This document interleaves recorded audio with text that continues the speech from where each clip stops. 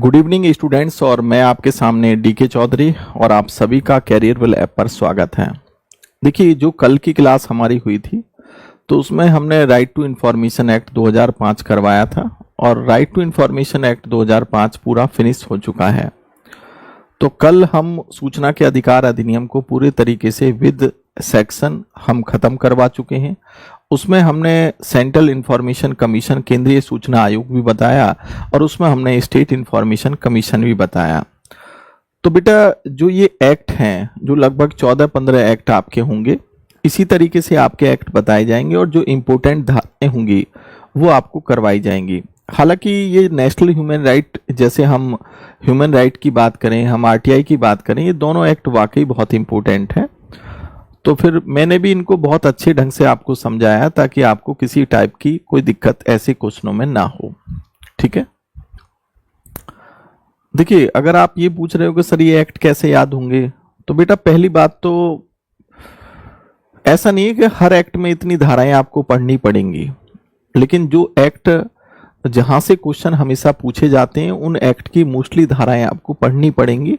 और यहाँ पर जो ग्रीन बोर्ड है उस पर जो लिखवाया जा रहा है तो इसका मतलब वो इंपोर्टेंट धारा या इंपोर्टेंट सेक्शन है।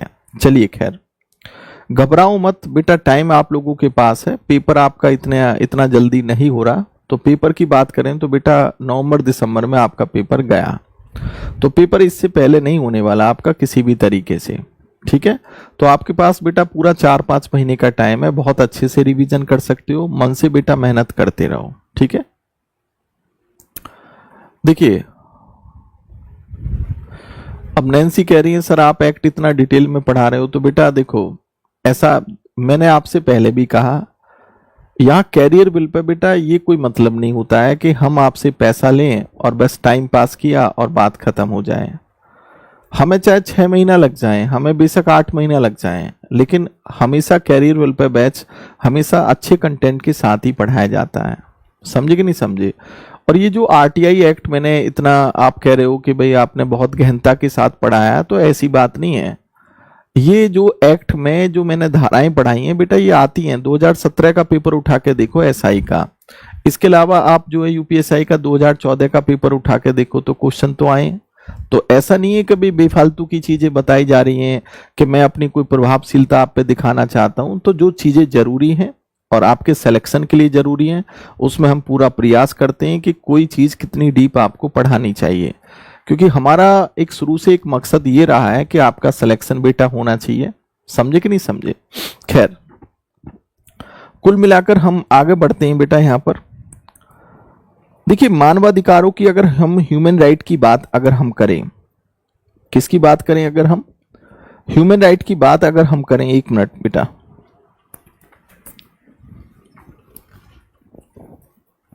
आज मैं क्लास जो है छोड़ने वाला था आप लोगों की, लेकिन फिर सोचा चलो क्लास तो कर ही लेते हैं। देखिए, ह्यूमन राइट एक्ट की अगर हम बात करें तो ये जो मानव अधिकार संरक्षण अधिनियम है, अगर हम इसमें देखें तो ये जो ह्यूमन राइट एक्ट है ये कब प्रवर्तन हुआ, यानी कि कहने का मतलब है ये कब प्रवर्तन में आया, तो हम इसकी डेट कहते हैं कि भाई 28 सितंबर ये 1993 को प्रवर्तनीय हुआ या प्रवर्तन हुआ। उसके बाद अगर हम देखें तो इसमें अगर हम चैप्टर की भी बात करेंगे, फिर हम सेक्शन की भी बात करेंगे कि इस कानून में या इस अधिनियम में, तो सेक्शन तो आपके 43 सेक्शन है और चैप्टर की बात करें तो इसमें टोटल 8 चैप्टर है। टोटल इसमें 8 चैप्टर हैं, कोई अनुसूचियां हैं नहीं। लेकिन इस एक्ट में हम जो है राष्ट्रीय मानव अधिकार आयोग,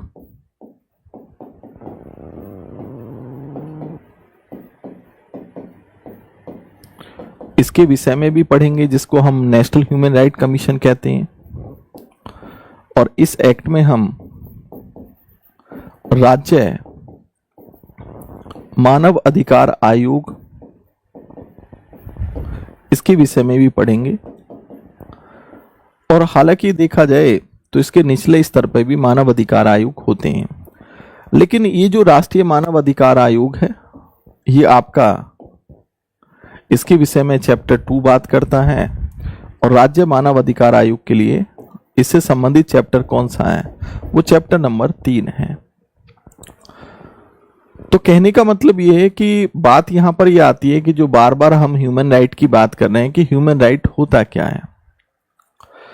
तो थोड़ा सा तो हमने ये समझा कि भाई ह्यूमन राइट हमारे देश में कब परिवर्तनीय हुए, 28 सितंबर 1993 के हुए। चैप्टर इसमें टोटल 8 हैं, सेक्शन धाराएं इसमें 43 हैं, और हम इसमें राष्ट्रीय मानव अधिकार आयोग और राज्य मानव अधिकार आयोग के विषय में पढ़ेंगे, इनसे संबंधित धाराएं भी देखेंगे। लेकिन राष्ट्रीय मानव अधिकार आयोग की बात जो है इस चैप्टर में, इसमें जो टोटल 8 चैप्टर हैं उसमें सेकंड चैप्टर में बात की गई है। राज्य मानव अधिकार आयोग की बात चैप्टर नंबर, ये आपका मैंने गलत बता दिया, चैप्टर नंबर 5 में की गई है, चैप्टर नंबर 5 में। ठीक है,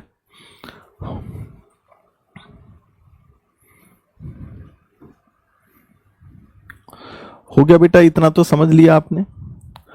अब मुद्दा यहां पर बेटा ये फंसता है कि ये मानव अधिकार बेटा होते क्या है ह्यूमन राइट की। देखो, ह्यूमन राइट एक तरीके से ये नेचुरल राइट ही होते हैं, जिनको हम प्राकृतिक अधिकार कहते हैं। हम प्राकृतिक अधिकारों की बात करें तो जैसे मान लो कोई बच्चा पैदा होता है तो उसको जन्म से ही प्राकृतिक अधिकार मिल जाते हैं। तो यानी कि हम मानव अधिकारों की बात करें तो इनको हम प्राकृतिक अधिकार, नेचुरल राइट भी कहते हैं। तो मानव के रूप में जो अधिकार प्राप्त होते हैं उन्हीं को हम मानव अधिकार कहते हैं, उन्हीं को हम ह्यूमन राइट कहते हैं। समझे? लेकिन ये जो मानव अधिकार हैं वो क्या माने जाएंगे? तो मानव अधिकारों में अगर हम देखें तो आपने देखा होगा कि 10 दिसंबर 1948 को एक यूनाइटेड नेशन जनरल असेंबली के द्वारा, यानी कि संयुक्त राष्ट्र महासंघ के द्वारा एक जो है सार्वभौमिक घोषणा पत्र जारी किया गया, और उसमें 30 घोषणाएं हैं और 30 अनुच्छेद उसमें दिए गए हैं, और वहां पर लिखा हुआ है कि भाई कौन कौन से मानव अधिकार में आते हैं। तो कहने का मतलब है कि मानवाधिकार जो घोषणा पत्र है, जो कि 10 दिसंबर 1948 को जारी किया गया था, तो उसमें 30 घोषणाएं दी गई हैं और 30 अनुच्छेद दिए गए हैं, और वहां पर यह बताया गया है कि कौन कौन से मानव अधिकार माने जाएंगे। अगर हम शिक्षा के अधिकार की बात करें तो शिक्षा का अधिकार एक मानव अधिकार भी है। हमारा जो सामाजिक, आर्थिक और राजनीतिक, हम जो एक सामाजिक आर्थिक न्याय की बात करते हैं तो वो भी अपने आप में क्या है, एक मानव अधिकार है। तो कहने का मतलब ये है कि मानव अधिकार अपने आप में काफी व्यापक होता है, और मानव के रूप में जो अधिकार प्राप्त होते हैं उसी को हम मानवाधिकार कह देते हैं। खैर, लेकिन जब हमने ये कानून बनाया, यानी कि ये जो कानून मानव अधिकार जो संरक्षण अधिनियम 1993 जो कानून बनाया, तो हम मानवाधिकारों में, जो हमारे देश में मानवाधिकारों का क्या क्या स्रोत है, हम क्या क्या मानवाधिकार मानेंगे। तो पहली बात तो अगर मानव अधिकारों की कोई बात संविधान कहता है हम उसको भी मानेंगे सोर्स। इसके अलावा अगर कोर्ट के द्वारा कोई अधिकार की बात, मानव अधिकार की बात की गई है तो उसको भी मानेंगे। साथ में जो सार्वभौमिक घोषणा पत्र में जो बातें बोली गई हैं तो उसको भी हम मानव अधिकार मान के चलेंगे। तो इस तरीके से इसका जो स्रोत है वो ये माना जाएगा, संविधान, सार्वभौमिक घोषणा पत्र, और साथ में जो है सुप्रीम कोर्ट का कोई डिसीजन। समझे? खैर, चलो ये बात तो आप लोगों को समझ में आ गई। लेकिन मानव अधिकारों की अपनी एक रैंकिंग भी होती है। मैं आपको पहले इस बात को ये बता दूं कि अगर हम मानव अधिकारों की बात करें तो मानव अधिकारों का दायरा बेटा बहुत व्यापक होता है। मानव अधिकारों में एससी भी आते हैं, एसटी भी आते हैं, ओबीसी भी आते हैं, महिलाएं भी आती हैं। मानव अधिकारों में जो है हम कह सकते हैं अल्पसंख्यक भी आते हैं। मानव अधिकारों में जो है आपके जो है सभी वर्ग के लोग आ जाते हैं। तो आपने देखा होगा कि अगर मान लो किसी बच्चे के मानव अधिकारों का उल्लंघन हो रहा है तो वो ह्यूमन राइट्स में जा सकता है, जबकि बच्चों के संरक्षण के लिए अलग से भी हमने आयोग बना रखे।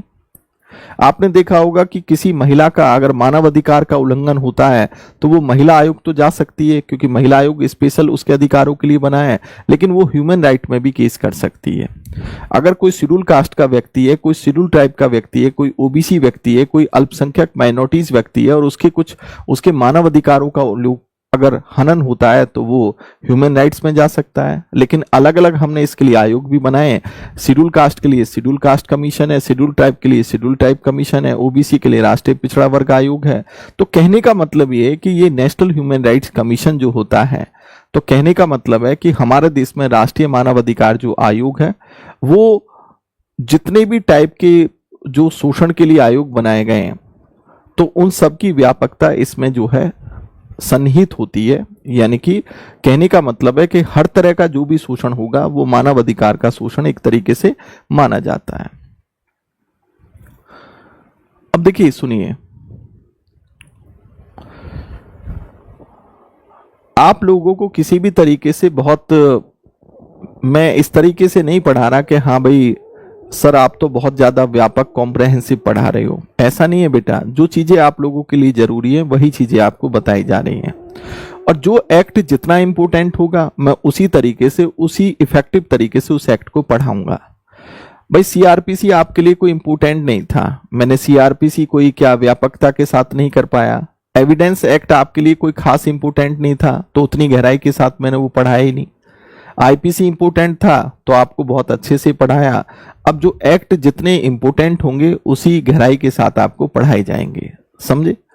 तो इसको बिल्कुल भी ना लें कि सर आप तो बहुत गहराई के साथ पढ़ा रहे हो, ऐसा नहीं है बेटा, ये चीजें तो आपको पढ़नी पड़ेंगी। ठीक है, ठीक है, चलो खैर, कुल मिलाकर कहने का मतलब है कि सबसे पहले हम मानव अधिकार आयोग जो नेशनल ह्यूमन राइट्स कमीशन है उसके विषय में समझ लेते हैं, फिर स्टेट ह्यूमन राइट कमीशन के विषय में समझ लेते हैं, और उसके बाद फिर हम इसकी धाराओं के विषय में समझेंगे, जैसे हमने राइट टू इंफॉर्मेशन में समझा था, और उसके बाद ये एक्ट आपका खत्म।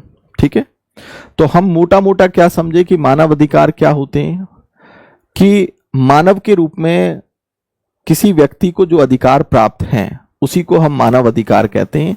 इन्हीं को हम प्राकृतिक अधिकार भी कहते हैं, नेचुरल राइट भी कह देते हैं, समझे? अब हमारे देश में मानव अधिकार को लेकर जो संरक्षण अधिनियम बना 1993 में बना, तो इसमें टोटल चैप्टर 8 है, सेक्शन 43 है। तो सबसे पहले हम राष्ट्रीय मानव अधिकार आयोग की बात कर लेते हैं, ठीक है, जो कि चैप्टर नंबर 2 से संबंधित है। क्लियर? तो सबसे पहले हमने नेशनल ह्यूमन राइट कमीशन लिया, और इसको हम क्या कहते हैं, हम राष्ट्रीय मानव अधिकार आयोग कहते हैं, यानी कि नेशनल ह्यूमन राइट कमीशन। ठीक है, तो कई बार दिमाग में आता है कि ये किस टाइप की संस्था है। राष्ट्रीय मानव अधिकार आयोग जो नेशनल ह्यूमन राइट कमीशन होता है वो एक टाइप की क्या है, अगर हम कहेंगे कि किस टाइप की संस्था है, तो ये संसद के एक्ट के द्वारा बनाया गया एक वैधानिक संस्था है। कैसी संस्था है? पहली बात तो आती है कि ये एक वैधानिक संस्था है, यानी कि हम कह सकते हैं कि ये स्टैट्यूटरी बॉडी है।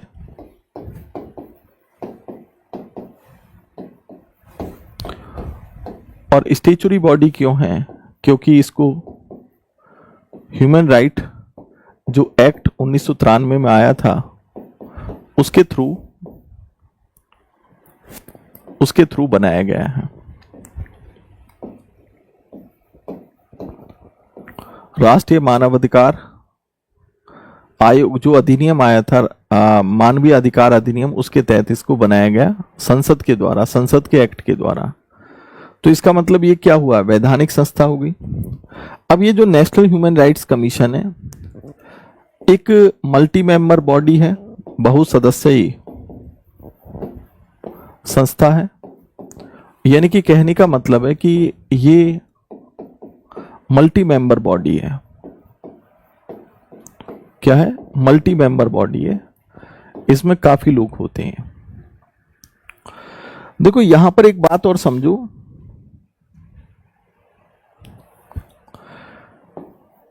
एक मानव अधिकार जो संरक्षण, एक संशोधन अधिनियम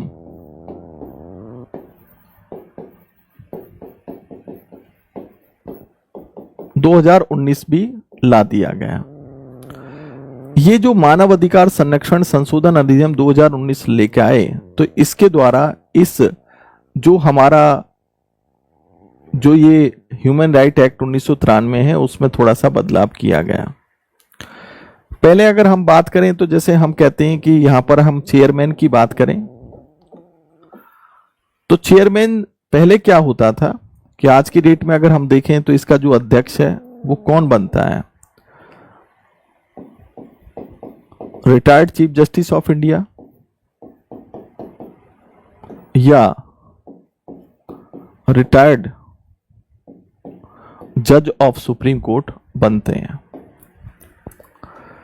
तो पहले क्या होता था कि पहले retired chief justice of India ही बनता था, जो भी चीफ जस्टिस ऑफ इंडिया होगा। लेकिन इस 2019 में अमेंडमेंट करके ये कर दिया कि भाई अब retired chief justice of India भी इसका चेयरमैन बन सकता है और रिटायर्ड जज ऑफ सुप्रीम कोर्ट भी बन सकता है। तो इसका मतलब पहले हमेशा जो रिटायर्ड मुख्य न्यायाधीश होता था वही बनता था सुप्रीम कोर्ट का, लेकिन अब क्या है, रिटायर्ड जज ऑफ सुप्रीम कोर्ट भी बना सकता है। तो एक तो परिवर्तन ये कर दिया, ठीक है। अब उसके बाद देखें तो यहां पर अगर हम मेंबर की बात करें तो इसमें अगर हम मेंबर देखें तो पहले मेंबर इसमें कितने होते थे? तो इसमें जो मेंबर थे पहले यहां पर जो है पहले 3 मेंबर, यानी कि पहले टोटल 9 मेंबर होते थे। तो 9 मेंबर की अगर हम बात करते हैं 4 3 7 7 यानी कि 4 4 होते थे। यहां पर पहले 4 था। ये कैसे मेंबर थे? ये स्थायी सदस्य थे, स्थायी सदस्य। और साथ में जो 4 होते थे वो पदेन सदस्य होते थे, यानी कि एक्स ऑफिशियो मेंबर। लेकिन अब क्या कर दिया, एक परिवर्तन कर दिया गया कि यहां पर स्थायी सदस्य 4+1 यानी कि 5 कर दिए गए हैं, और पदेन सदस्य जहां 4 होते थे तो इसमें 3 और जोड़ दिए गए हैं, तो टोटल अब 7। तो कुल मिलाकर देखें तो पहले चेयरमैन तो कौन होता था? रिटायर्ड जज ऑफ सुप्रीम कोर्ट होता था, retired chief justice of India. लेकिन अब retired chief justice of India के साथ साथ रिटायर्ड जज ऑफ सुप्रीम कोर्ट भी बन सकता है। पहले यहां सदस्य है, क्योंकि सदस्य 2 टाइप के होते हैं, परमानेंट और एक एक्स ऑफिशियो मेंबर। तो यहां पहले 4 मेंबर होते थे परमानेंट, लेकिन अब एक और बढ़ा दिया, महिला की संख्या बढ़ा दी गई 5, और पहले 4 पदेन सदस्य होते थे, लेकिन अब इसमें 3 और बढ़ा दिए 7। तो टोटल अगर हम देखें तो एक तो चेयरमैन हो गया और इसमें टोटल मेंबर कितने हो गए? 12। तो यानी कि कहने का मतलब है कि अब संख्या 13 हो गई, ठीक है। पहले 9 होती थी। समझे कि नहीं समझे? तो पहले तो इतना समझ लो, लिख लो। तो ये जो परिवर्तन हुआ है, और हमने कहां परिवर्तन किया है, ये कहां किया है हमने परिवर्तन? एक तो हमने रिटायर्ड जज ऑफ सुप्रीम कोर्ट ये बढ़ा दिया कि ये भी बन सकता है। एक परिवर्तन हमने ये कर दिया कि एक संख्या यहां बढ़ा दी और 3 की संख्या हमने यहां बढ़ा दिया। तो ये परिवर्तन हो चुके हैं, ठीक है, लिख लो।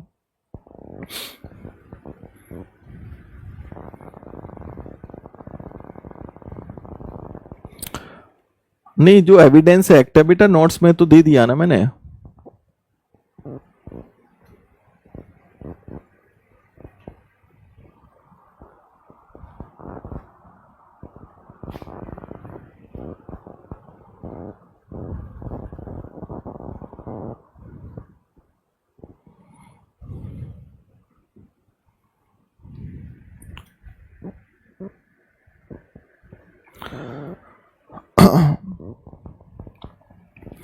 तो बेटा ये जो 2019 का जो संशोधन हुआ है, तो उसमें एक तो बदलाव जो रेड कलर से मैं कह रहा हूं ना, वो मैं बदलाव बता रहा हूं, ठीक है।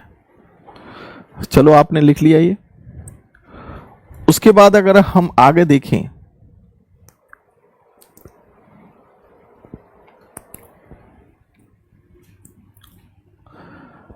अब जैसे हम बात कर रहे थे सदस्य की, कि ये जो मेंबर हैं यानी कि जो परमानेंट स्थायी सदस्य जो होते हैं, तो मैंने कहा कि स्थायी सदस्य अब कितने होते हैं? 5 होते हैं, क्योंकि एक सदस्य हमने बढ़ा दिया। लेकिन ये 5 सदस्य कौन कौन होते हैं? तो हमने 5 सदस्यों के रूप में देखा कि एक तो जज ऑफ सुप्रीम कोर्ट होता है, इसमें एक सदस्य, एक चीफ जज ऑफ हाई कोर्ट होगा, ठीक है।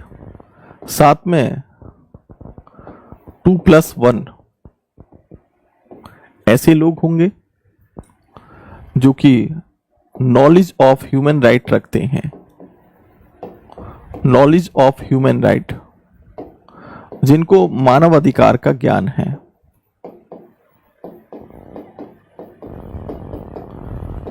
अब यहां पर यह बात जोड़ी गई कि ये जो पहले 2 लोग होते थे, यानी कि पहले संख्या होती थी 4, एक जज ऑफ सुप्रीम कोर्ट होता था, एक चीफ जज ऑफ हाई कोर्ट होगा, और 2 लोग मानव अधिकार का ज्ञान रखने वाले होंगे। लेकिन अब क्या बदलाव कर दिया कि एक संख्या बढ़ा दी गई और इसमें यह बोल दिया गया कि ये जो एक संख्या होगी, मतलब 3 में से एक व्यक्ति क्या होगा, एक महिला होना जरूरी है, ठीक है, एक महिला होना जरूरी है। तो ये थोड़ा सा यहां पर बदलाव किया गया। उसके बाद अगर हम देखें बेटा यहां पर आगे, अब कुछ सदस्य जो होते हैं वो पदेन सदस्य होते हैं। पदेन सदस्य का मतलब है इनको हम कि एक्स ऑफिशियो मेंबर कहते हैं। लेकिन बात ये आती है कि ये जो एक्स ऑफिशियो मेंबर पहले कौन होते थे। हमने कहा कि भाई पहले 4 होते थे, इसमें 3 और जोड़ दिए। तो चलो हम उन संख्या को देख लेते हैं कि कौन कौन से जोड़े गए हैं, मतलब पहले 4 कौन कौन से थे। पहले 4 जो होते थे, एक तो शेड्यूल कास्ट अनुसूचित जाति आयोग, एक शेड्यूल ट्राइब आयोग, एक आपका जैसे महिला आयोग,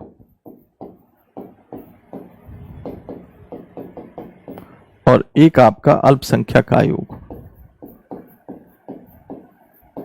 तो पहले ये अल्पसंख्यक जो आयोग है, इन आयोग के जो अध्यक्ष होते हैं वो इसके पदेन सदस्य होते थे। लेकिन अब क्या है, 3 संख्याएं, 3 और इसमें संस्थाएं जोड़ दी। जैसे ओबीसी आयोग इसमें अब जोड़ दिया है, ठीक है। बाल संरक्षण जो आयोग है,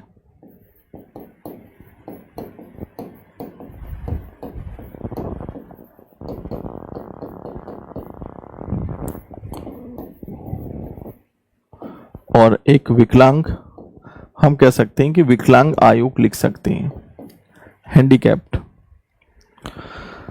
तो कुल मिलाकर कहने का मतलब है कि इनके जो अध्यक्ष होते हैं वो इसके पदेन सदस्य होते हैं। मतलब ये अपने इन अध्यक्ष पदों पर तो रहते हैं, लेकिन इस टाइम जो भी इनके अध्यक्ष होंगे वो अपने आप ही इसके क्या हो जाएंगे, पदेन सदस्य बन जाएंगे। तो यहां पर बदलाव क्या हुआ बेटा, बदलाव ये हो गया यहां पर कि पहली बात तो ये जो महिला का कंसेप्ट है ये जोड़ दिया कि महिला होना जरूरी है, और पहले 2 होते थे, यहां पर तीसरा ये जोड़ दिया गया कि भाई वो जो महिला होगी वो मानव अधिकार का ज्ञान रखेगी। तो एक पॉइंट तो ये जोड़ा। साथ में आपने देखा होगा कि ये जो 3 तरह की ये जो संस्थाएं हैं, तो 4 तो पहले ही से थे, तो ये 3 आयोग जो है इसमें जोड़ दिए, इनके अध्यक्ष और पदेन मेंबर होंगे, ठीक है। तो एक बदलाव तो इसमें यहां का हुआ और एक बदलाव यहां पर हो गया, ठीक है।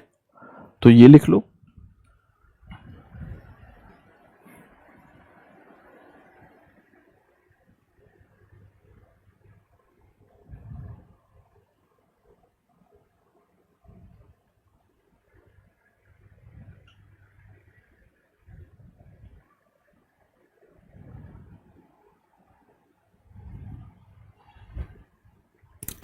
बेटा जो सीआरपीसी आप देखोगे ना, तो सीआरपीसी का जो मैंने नोट्स भेजा है ना, तो उसमें सबसे लास्ट का पेज जो है वो एविडेंस एक्ट का ही तो है। सबसे लास्ट का पेज जो है वो एविडेंस एक्ट का है, ठीक है। और आज बेटा कोई ज्यादा लंबी मैं क्लास नहीं लूंगा, मैं आपको बता दूं, थोड़ी तबीयत मेरी हल्की सी ढीली हुई है, ठीक है। तो ज्यादा लंबी क्लास नहीं लूंगा।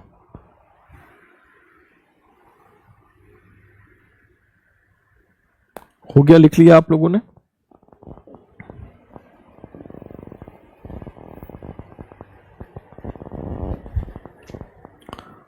हो गया, चलिए खैर। तो ये चीज आपने देखी कि यहां पर आप देख चुके हो, लेकिन बट मैं आपको ये भी बता दूं कि अगर हम धाराओं की बात करें तो हम ये भी लिख सकते हैं कि भाई इसका जो गठन है कि राष्ट्रीय मानव अधिकार आयोग का जो गठन है वो किस में दिया हुआ है। चलो खैर कल ही एक साथ मैं बता दूंगा, तो उसमें परेशान मत हो, क्योंकि धाराएं एक साथ मैं बताऊंगा फिर, ठीक है। चलो हम बता रहे थे इसमें। अब बात ये आती है कि यहां पर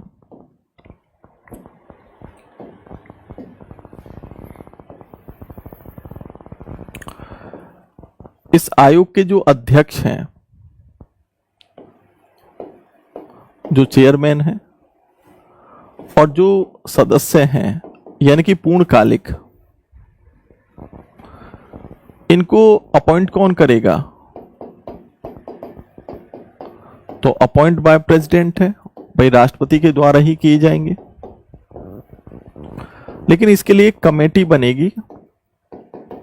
लेकिन बात यह आती है कि उस कमेटी में कौन कौन होगा, उस समिति में होगा कौन कौन। ये काफी इंपोर्टेंट है और कभी कभी पूछ लिया जाता है कि इसकी कमेटी में कौन कौन होगा। तो यानी कि कहने का मतलब ये हुआ कि इसकी कमेटी में जो होगा, तो एक तो होगा कमेटी में, यहां पर अगर हम देखें तो पीएम हो गया। इसकी जो समिति बनेगी इसमें एक तो पीएम होगा, एक आपका होम मिनिस्टर होगा, साथ में लोकसभा और राज्यसभा के विपक्षी दल के नेता होंगे,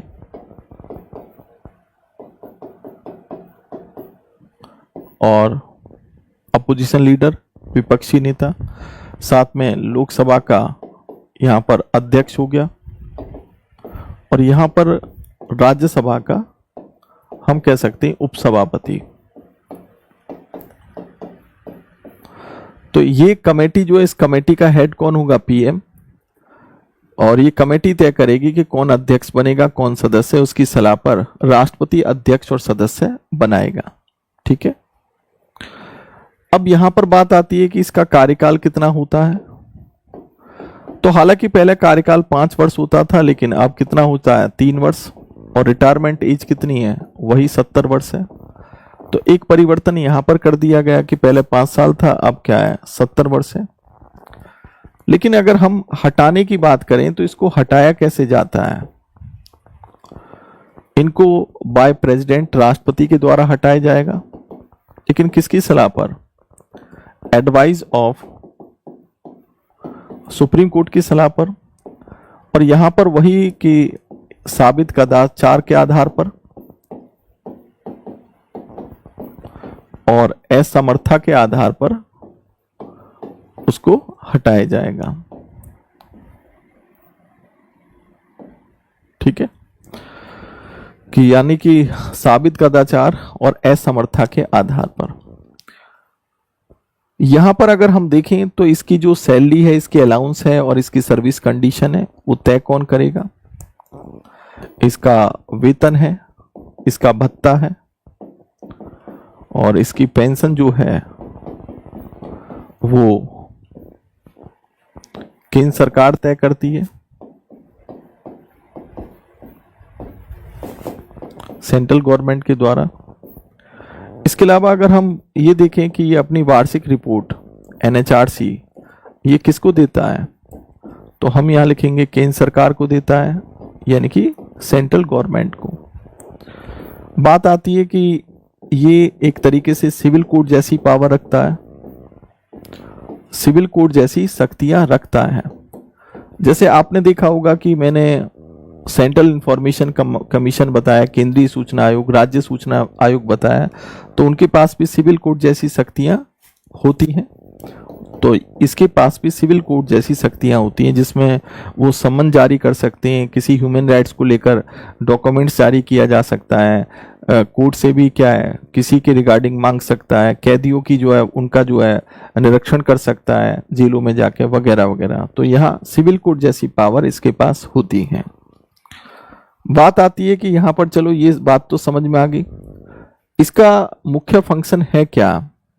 मानव अधिकारों का संरक्षण करना। तो ये क्या काम करता है? तो ये मानव अधिकारों का एक तरीके से संरक्षण करता है, यानी प्रोटेक्शन ऑफ ह्यूमन राइट्स। तो बेटा यहां समझ में आ गया आप लोगों को ये? तो इसको लिख लो। तो यहां पर बदलाव क्या हुआ है, मैं ये बदलाव यहां पर थोड़ा सा बता दूं। यहां इस पॉइंट में बदलाव ये बदलाव हुआ, पहले 5 वर्ष था, अब 3 वर्ष है। ठीक है, तो 2019 में जो संशोधन हुआ है, पहले यहां 5 वर्ष था, अब 3 वर्ष कर दिया गया है। हाँ जी, यहां पर भाई अगर मैं राज्यसभा का सभापति लिखूं तो उपराष्ट्रपति हो जाएगा, तो यहां राज्यसभा का उपसभापति है। ठीक है,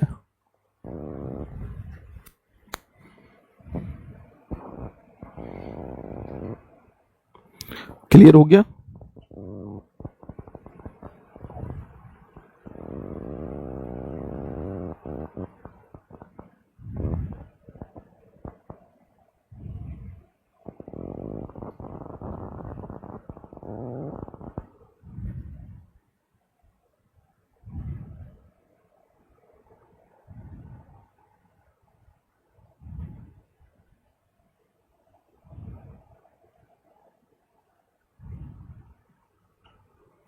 हो गया बेटा, लिख लिया?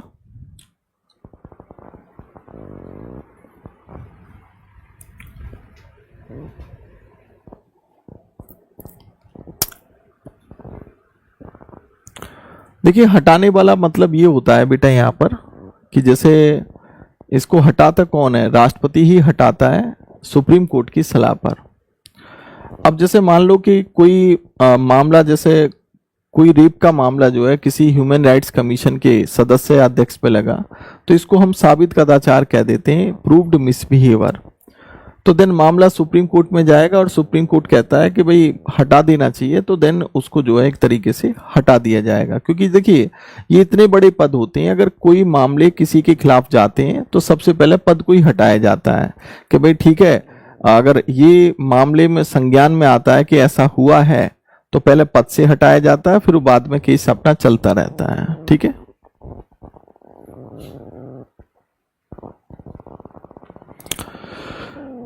अब वो अंशुल कह रहे हैं कि सर आपने आरटीआई ऐसे पढ़ा दिया है कि क्वेश्चन लग रहे हैं प्रीवियस ईयर के क्वेश्चन।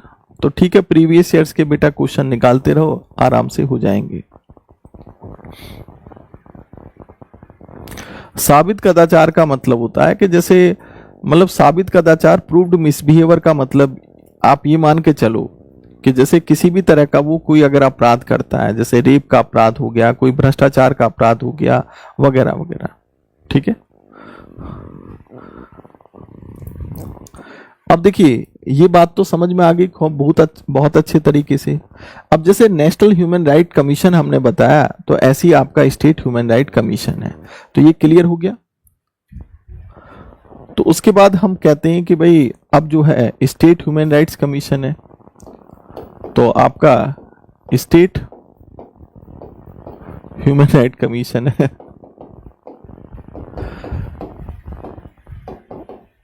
कुछ बच्चे इतने नालायक हैं,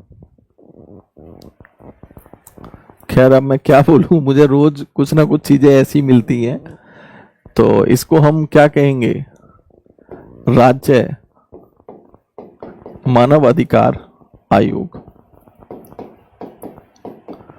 तो अगर हम राज्य मानव अधिकार आयोग की बात करें तो इसको हम स्टेट ह्यूमन राइट्स कमीशन कह देते हैं। भाई ये भी अपने आप में क्या है? एक वैधानिक संस्था है, यानी कि स्टैच्यूटरी बॉडी है। क्या ये वैधानिक संस्था है? यानी कि स्टैच्यूटरी बॉडी है। यानी कि स्टैच्यूटरी बॉडी का मतलब क्या है कि इसको संसद के एक्ट के द्वारा बनाया गया। और वो एक्ट कौन सा है? मैंने कहा कि ह्यूमन राइट एक्ट, वो 1993 में है, उसके द्वारा इसको बनाया गया है। आप जानते हो चैप्टर नंबर 5 राज्य मानव अधिकार आयोग की बात करता है। ये भी एक बहुसदस्यीय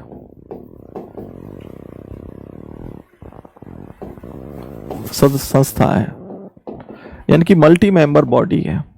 ओके, इसके अलावा अगर हम देखें तो इसमें बेटा एक चेयरमैन होता है। क्या होता है? चेयरमैन। लेकिन बात ये आती है कि चेयरमैन कौन होगा?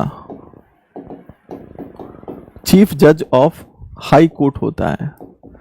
तो पहले तो यही था 1993 के एक्ट में, लेकिन एक बदलाव कर दिया गया यहां पर कि अब जो जज ऑफ हाई कोर्ट है वो भी बनाया जा सकता है। तो यहां पर बात जो की जा रही है ना बेटा, ये कौन होते हैं?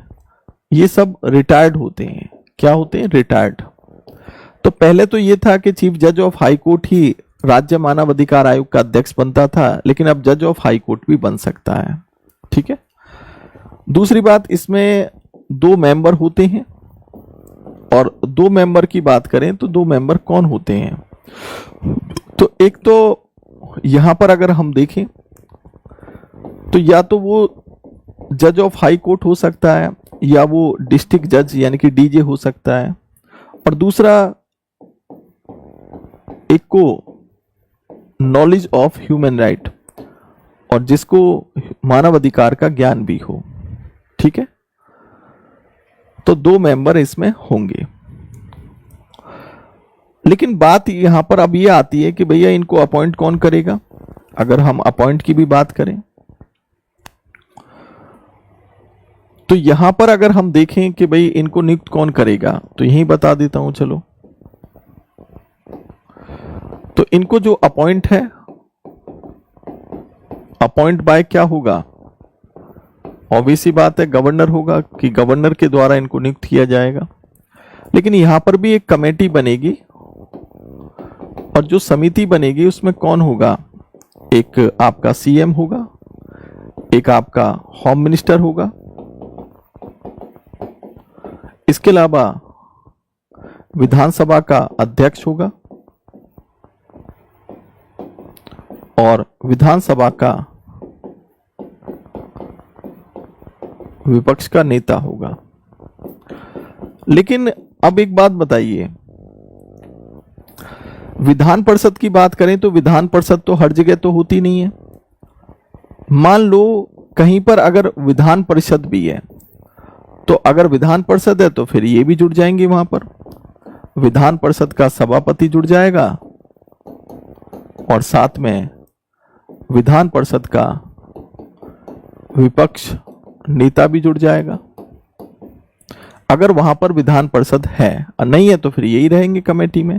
तो इसकी सलाह पर जो गवर्नर है वो इनको अपॉइंट करता है, चेयरमैन को और मेंबर को। ओके, लिख लो।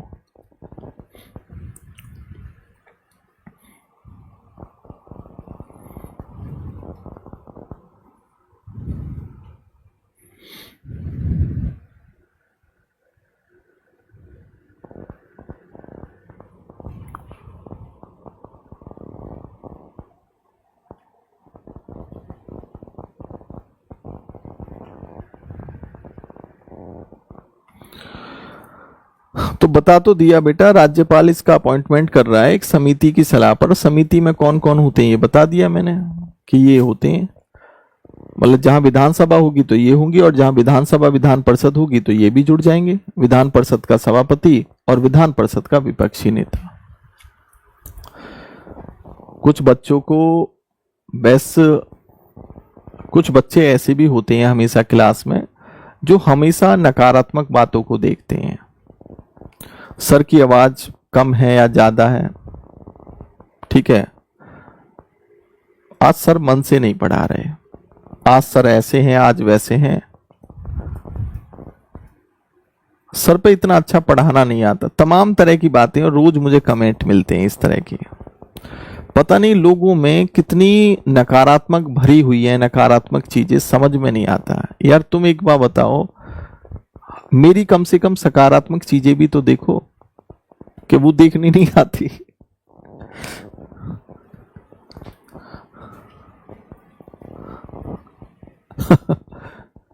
चलो बेटा, लिख लिया आप लोगों ने ये?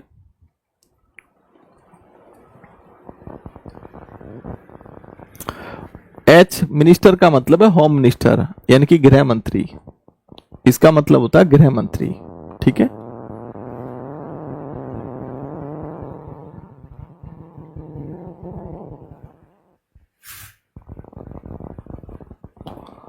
चलो ठीक है, लिख लिया आप लोगों ने? ये लिख लिया ना? पहले मुझे ये बताओ, लिख लिया? आगे बढ़े फिर हम।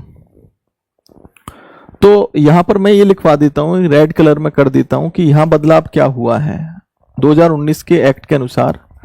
ये वाला जो पॉइंट है, एक तो ये चेंज यानी कि इसको बढ़ा दिया गया है, ठीक है। यहां पर सिर्फ यही बढ़ाया गया है कि पहले यहां पर जज ऑफ हाई कोर्ट नहीं था, लेकिन अब चीफ जज ऑफ हाई कोर्ट के साथ साथ जज ऑफ हाई कोर्ट भी इसका चेयरमैन बन सकता है। तो ये संशोधन 2019 में एक तो ये बदलाव भी हुआ है यहां पर, ठीक है। आज कंप्लीट बेटा नहीं हो पाने का, ये आज कंप्लीट नहीं होगा ये। अब उसके बाद हम यहां पर देखें बेटा कि स्टेट ह्यूमन राइट्स को लेकर, अरे भाई लाइन सीधी आ जा, मैं खूब कोशिश करता हूं अच्छी राइटिंग में थोड़ा सा लिखूं, क्योंकि बच्चों को जो नोट्स है वो अच्छी राइटिंग में अच्छा लगता है, लेकिन ऐसे सजा सजा के भी नहीं लिखा जाता मेरे पे। इनके जो वेतन है, इनके जो भत्ते हैं, इनकी जो पेंशन है, वो तय कौन करता है? By state government. कौन तय करती है? राज्य सरकार। इनके कार्यकाल की अगर हम टेन्योर की बात करें तो कार्यकाल भी इनका कितना होता है? 3 वर्ष, और हम रिटायरमेंट एज भी 70 वर्ष ही कर देते हैं, ठीक है। तो एक बार परिवर्तन ये भी हो गया है, पहले यहाँ 5 वर्ष था, लेकिन अब यहाँ पर 3 वर्ष कर दिया गया है, और यहाँ 70 वर्ष पहले भी था और अब भी है। क्या इनके पास एक सिविल कोड जैसी पावर होती है, जैसी इनके पास शक्तियां होती हैं?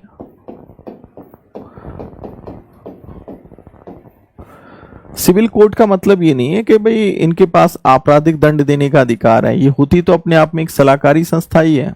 ह्यूमन राइट से संबंधित अपना सलाह देती हैं, किसको? सरकार को। ये अपनी वार्षिक रिपोर्ट किसको देती हैं? एनुअल रिपोर्ट राज्य सरकार को, ठीक है।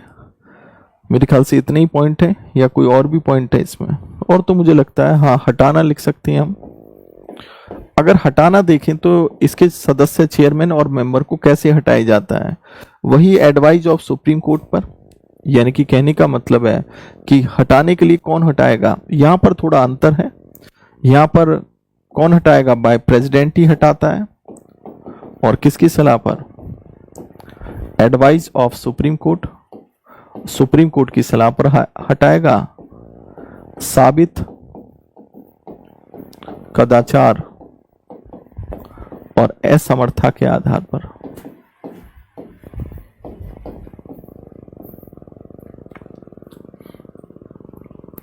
और मेरे ख्याल से और तो कुछ है नहीं,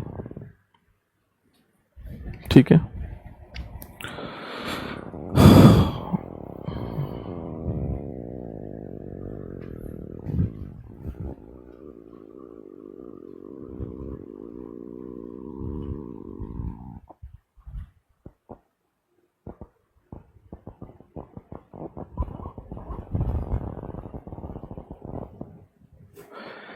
देखो बेटा, एक बात बताओ कि हाई कोर्ट का जज 62 साल की एज में रिटायरमेंट हो जाता है, और सुप्रीम कोर्ट का जज 65 साल की एज में रिटायरमेंट होता है।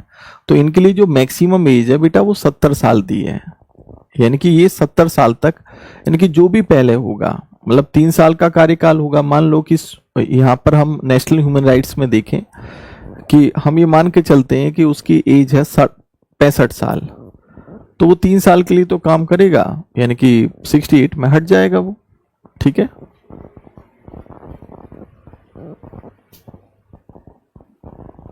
लोकपाल का भी रिटायरमेंट बेटा 70 साल ही है, 70 ईयर्स ही है। माइक आवाज कर रहा है, ऐसा है क्या? है माइक आवाज कर रहा है क्या? सीजीआई का टेन्योर जो होता है बेटा, ये जो हाई कोर्ट सुप्रीम कोर्ट के जो जज होते हैं इनका कोई कार्यकाल नहीं होता है। जैसे हम कहते हैं ना एमएलए का 5 साल होता है, तो ये जो सीजीआई वगैरह या जज वगैरह होते हैं इनका कोई कार्यकाल नहीं होता, ठीक है। सब सही है। तो ये मैंने आपको जो है आज जो क्लास में मैंने स्टेट ह्यूमन राइट्स कमीशन, और मैंने आपको क्या क्या बता दिया, नेशनल ह्यूमन राइट्स कमीशन बता दिया। कल मैं इसकी धाराएं पढ़ा दूंगा तो ये आपका एक्ट खत्म हो जाएगा। तो जिस तरीके से मैंने आरटीआई एक्ट पढ़ाया उसी तरीके से ये आपका हो जाएगा और आपके क्वेश्चन बड़े आराम से निकल जाएंगे। आ गया बेटा समझ में, खूब अच्छे से आ गया।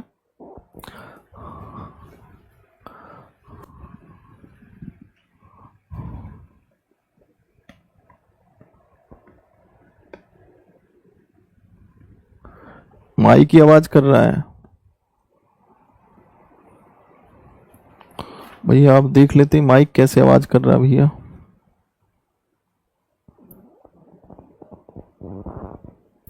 क्या चेंज हो गया ये?